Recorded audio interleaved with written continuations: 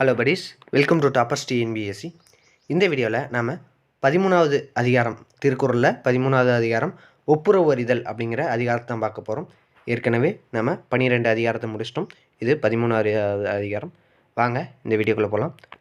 முதல் திருக்குறள், கைமாறு வேண்டா கடப்பாடு மாறி மாட்டு என் ஆற்றும் கொல்லோ உலகு. பொருள் என்ன அப்படின்னா, ஒப்புரவு அறிதல் என்பது என்னவென்றால், பிரதிபலனை கருதாமல் ஒருவன் தான் செய்ய வேண்டிய கடமைகளை பிறருக்கு உதவி செய்வது. மழை பெய்கின்ற மேகம் உலகத்தாரிடம் பிரதியுக பாகாரத்தை எதிர்பார்த்து பெய்யாததை போன்றதாகும். ஒப்புரவு அறிதல் என்பது என்னவென்றால், பிரதிபலனை கருதாமல் ஒருவன் தான் செய்ய வேண்டிய கடமையாக பிறருக்கு உதவி செய்வது. மழை பெய்கின்ற மேகம் உலகத்தாரிடம் பிரதியுக பாகாரத்தை எதிர்பார்த்து பெய்யாததை போன்றதாகும் என்பதுதான் இது. இரண்டாவது திருக்குறள், தாளாற்றி தந்த பொருளெல்லாம் தக்கார்க்கு வேளாண்மை செய்தற் பொருட்டு.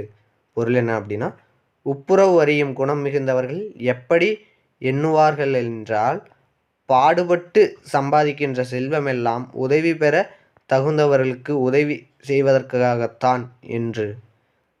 தாள் ஆற்றி தந்த பொருளெல்லாம் தக்காருக்கு வேளாண்மை செய்தற் பொருட்டு. ஒப்புரவு அறியும் குணம் மிகுந்தவர்கள் எப்படி எண்ணுவார்கள் என்றால், பாடுபட்டு சம்பாதிக்கின்ற செல்வங்கள் எல்லாம் உதவி பெற தகுந்தவர்களுக்கு உதவி செய்வதாகத்தான் என்று. மூன்றாவது திருக்குறள், புத்தேல் உலகத்தும் ஈண்டும் பெறல் அரிது ஒப்புரவின் நல்ல பிற. புத்தேல் உலகத்தும் ஈண்டும் பெறல் அரிது ஒப்புரவின் நல்ல பிற. பொருள் என்ன அப்படின்னா, தேவலோகத்தினாலும் பூலோகத்தினாலும் பரோபகாரம் செய்யும் குணத்தை விட மேலானது வேறொன்றும் இல்லை. தேவலோகத்தினாலும் பூலோகத்தினாலும் பரோபகாரம் செய்யும் குணத்தை விட மேலானது வேறு ஒன்றும் இல்லை. புத்தேல் உலகத்தும் என்றால் தேவர் உலகிலும், இப்புறவின் என்றால் உதவி செய்ததை விட பெறல் அரிது என்றால் பெற முடியாது. நான்காவது திருக்குறள், ஒத்தது அறிவான் உயிர் வாழ்வான் மற்றையான் செத்தாருள் வைக்கப்படும். பொருள் என்ன அப்படின்னா, பிற துன்பங்களை கண்டாலும் மன இறங்காதவர்கள் இருக்கிறார்களே, தனக்கு ஏற்படும் இன்பத் துன்பங்களே மற்றவர்களுக்கும் என்று பிறருடைய துன்பத்தை உணர்த்து உதவி செய்கிறவன்தான் உயிருள்ள மனிதன். அந்த உணர்ச்சி இல்லாதவன் செத்த பிணத்துக்கே ஒப்பாவான். ஒத்தது அறிவான் உயிர் வாழ்வான் மற்றையான் செத்தாருள் வைக்கப்படும் என்றது பொருள். ஐந்தாவது திருக்குறள், ஊருணி நீர் நிறைந்தற்றே உலகவாம் பேரறிவாளன் திரு. பொருள் என்ன அப்படின்னா, அளந்து கொடுக்கிற அறிவாளியின் ஒப்புரவு எப்படி என்றால், உலகத்தார் விரும்பத்தக்க நல்ல அறிவாளியிடத்தில் செல்வம் இருப்பது. ஊரில் உள்ளவர்களுக்கு அவரவர்கள் தேவைக்கு தக்கபடி குடித்தண்ணீர் கொடுத்து உதவுகிற குளத்தில் நீர் நிறைந்திருப்பது போன்றது. ஊருணி நீர் நிறைந்தற்றே உலகவாம் பேரறிவாளன் திரு என்பதற்கான பொருள் என்ன அப்படின்னா, அளந்து கொடுக்கிற அறிவாளியின் ஒப்புரவு எப்படி என்றால், உலகத்தார் விரும்பத்தக்க நல்ல அறிவாளி இடத்தில் செல்வம் இருப்பது. உயிருள்ளவர்களுக்கு அவரவர்கள் தேவைக்கு தக்கபடி குடித்தண்ணீர் கொடுத்து உதவுகிற குளத்தில் நீர் நிறைந்திருப்பது போன்றது. ஆறாவது திருக்குறள், பயன்மரம் உள்ளூர் பழுத்தற்றால் செல்வம் நயனுடையான்கண் படின். பயன்மரம் உள்ளூர் பழுத்தற்றால் செல்வம் நயன் உடையான்கண் படின்.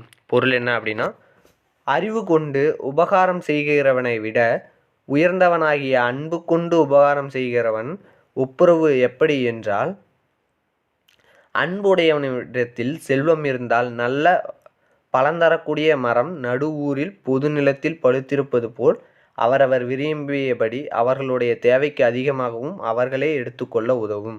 பயன்மரம் உள்ளூர் பழுத்தற்றால் செல்வம் நயன்முடையான் கண் படின்.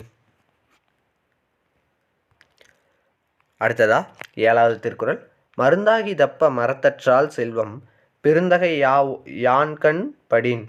பொருள் என்ன அப்படின்னா, அறிவாளிக்கும் அன்பாளிக்கும் உயர்ந்தவனாகிய தியாகியின் ஒப்புரவு எப்படி என்றால், பெரும் தன்மையுள்ளவனிடத்தில் செல்வம் இருந்தால் மூலிகைச் செடியானது தன் இலை, பூ, காய், பட்டை முதலியவைகளை மருந்துக்கென்று கொடுத்து கடைசியில் வேரோடும் தன்னை பிடுங்கிக் கொள்ளவும் உதவுவது போல தன்னை கூட அழித்து கொண்டு பிறருக்கு உதவும் உபகாரமாகும்.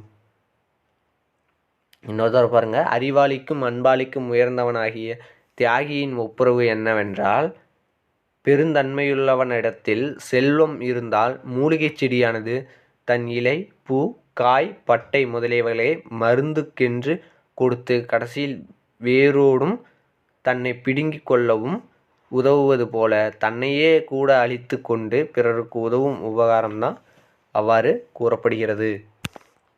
அடுத்ததா 8வது திருக்குறள்.